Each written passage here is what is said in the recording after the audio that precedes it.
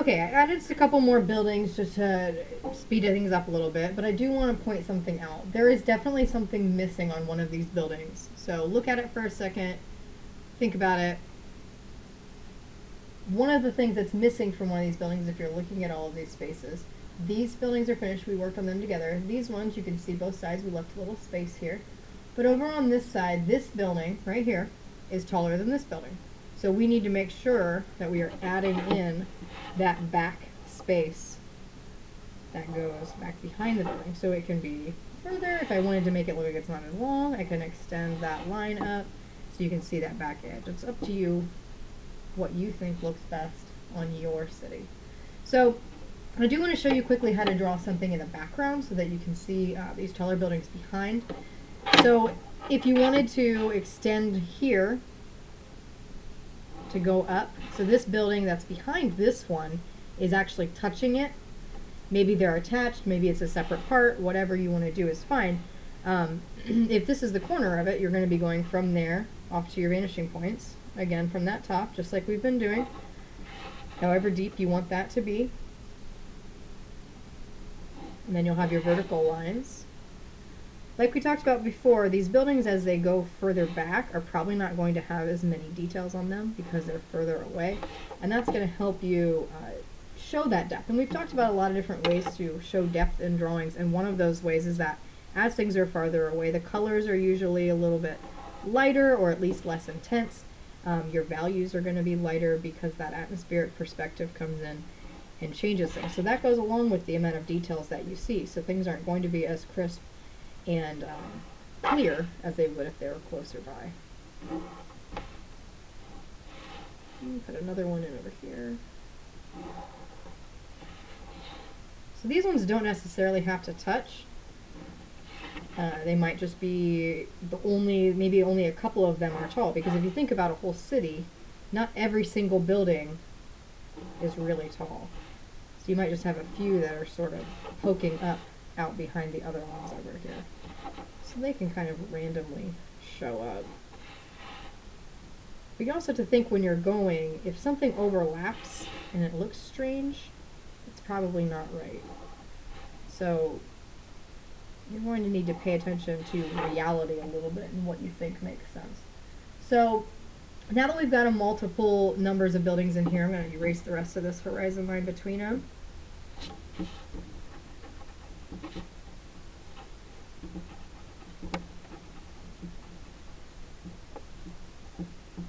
And we're going to go over some doors and windows and things. So there's multiple ways that you can do windows. So if you want to think about what you think it looks like, if you want to even look up buildings, might give you some ideas about what your windows could look like.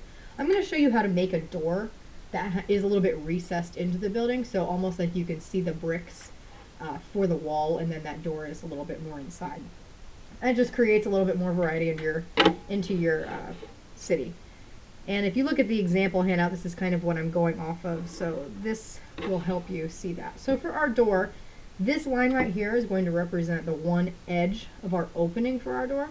So if you're making an opening where it looks like the door is pushed back into it, that opening is still just a rectangle. So you're going to use your same steps as you would do to make a regular door. So if I wanted, I could stop right there, I could add a little doorknob, and it would be done.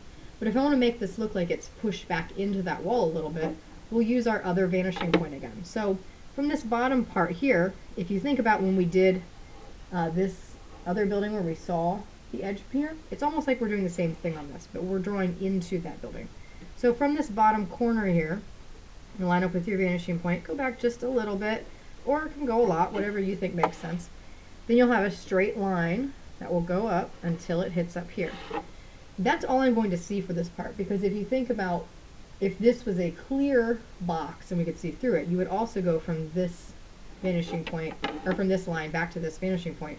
But that's behind the front of our box, so we're not going to see that edge. This goes back behind it, this part covers it up.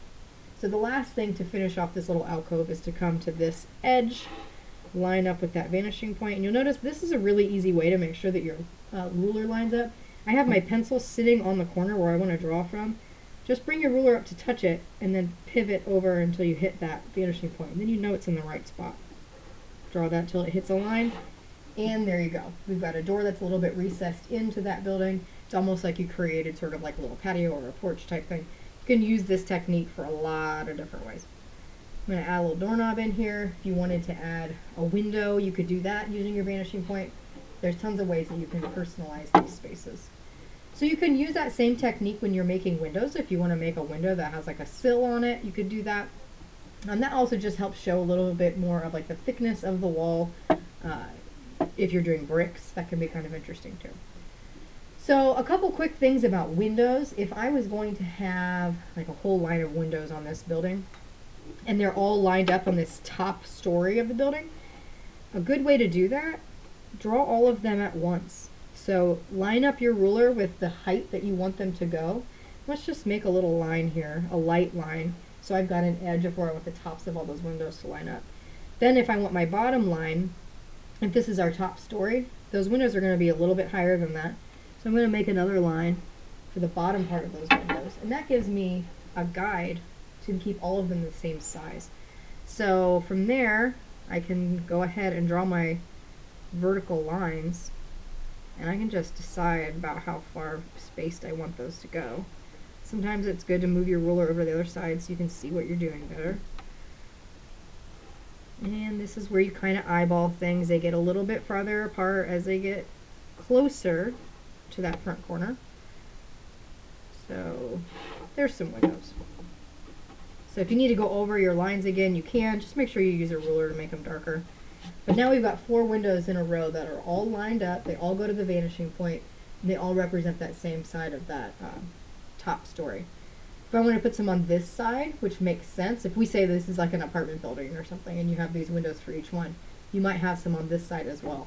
So a good way to make sure that these are lining up, if I bring my ruler back to the top of these buildings, line back up with those, make a little mark on this corner. That shows me how high that is going back. I can then line up from that little mark to my opposite vanishing point and draw in a line over here. Same thing on the bottom. Line up that ruler with those bottom lines, give yourself a mark, and bring that to your vanishing point again. And that gives me a guide for how tall the windows on this side of the building need to be. So you can hopefully figure that out from there. Other styles of windows, if you wanted in these, especially these buildings back here, if you wanted to make like a big area that's all windows, let's say, and you use your vanishing point for the top, you could do multiple lines this way. If you wanted to look at it and sort of like mark off an even spacing, you can do that. It's probably a good way to make sure that they're even, especially if you don't have a ruler that is see-through. Now I can make horizontal or receding lines because they're on the side of the building using my vanishing point. You don't have to draw every little bit between them, but this shows that there are rows of these windows going down.